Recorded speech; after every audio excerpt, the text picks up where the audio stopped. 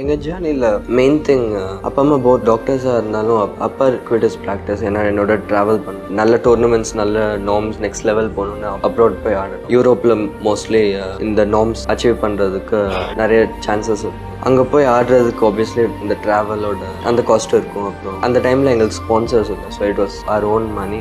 அப்பா எனக்கு அக்கம்பெனி பண்ணதுனால ஸோ அப்பா had to quit his practice. அம்மா மட்டும்தான் earn பண்ணிட்டு.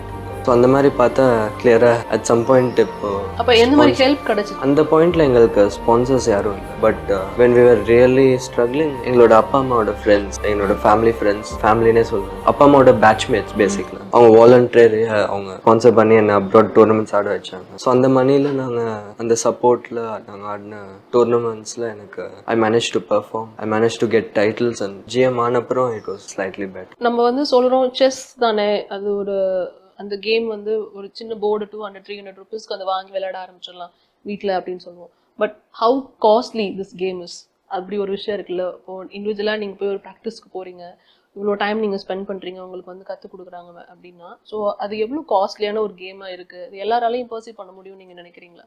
எந்த ஸ்போர்ட்டாக இருந்தாலும் கண்டிப்பாக அதில் ப்ரொஃபஷ்னல் ஆகிட்டு ஹையஸ்ட் லெவல் போகணுன்னா கண்டிப்பாக நிறைய சேலஞ்சஸ் இருக்கும். அது ஃபைனான்ஷியல் சேலஞ்சஸும் கண்டிப்பாக ஒரு பெரிய விஷயம். பட் எங்களுக்கு நிறைய ஃபைனான்ஷியல் சேலஞ்சஸ் ஃபேஸ் பண்ணோம் தெரிஞ்ச மாதிரி.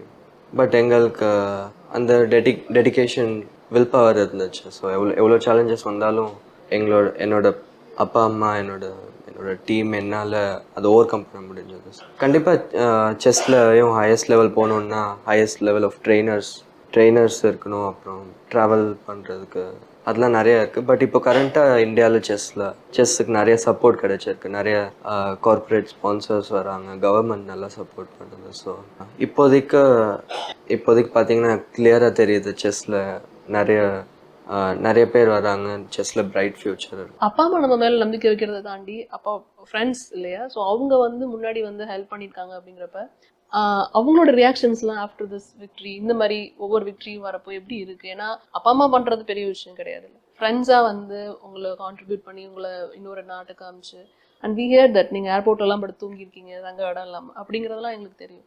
ஸோ எந்த மாதிரியான ஒரு நம்பிக்கை உங்கள் மேலே அவங்களுக்கு இருந்தது? அதுக்கப்புறம் நீங்கள் உங்களோட விக்ட்ரி அவங்களை எந்த விதத்தில் சந்தோஷப்படுத்துனுச்சு? அப்பா அம்மாவோட பேட்ச்மேட்ஸ் எங்களுக்கு எவ்வளோ சப்போர்ட் பண்ணியிருக்காங்கன்னு என்னால் சொல்லக்கூட முடியாது. அவங்க ஃபைனான்ஷியலாக சப்போர்ட் பண்ணது மட்டும் இல்லாமல் அவங்களோட எமோஷ்னல் சப்போர்ட், அவங்களோட ப்ரேயர்ஸ் ஃபார் மீ, அது அவங்களுக்கு எப்படி ரீபே பண்ண முடியும்னு எனக்கு தெரியல. அண்ட் எல்லா டோர்னமெண்ட்லேயும் என்னோட அப்பா அம்மா ஃபாலோ பண்ணுறதோட ஜாஸ்தியாக கண்டிப்பாக அவங்க ஃபாலோ பண்ணுவாங்க. ஆக்சுவலாக எங்கள் அப்பா அம்மா கேம்ஸ் பார்க்க முடியாத மாதிரியே பார்க்க முடியாத இருக்கும்போது அவங்களே ஃபாலோ பண்ணி அப்பா அம்மாவுக்கு ரிசல்ட்ஸ் அவங்க தான் சொல்லுவாங்க. ஸோ அவங்க பயங்கர க்ளோஸாக ஃபாலோ பண்ணுறாங்க. அவங்களோட சப்போர்ட் கண்டிப்பாக எனக்கு இன்வேல்யூபிள். அண்ட் அவங்க இல்லாமல் கண்டிப்பாக இங்கே ரீச் பண்ணியிருக்க முடியாது.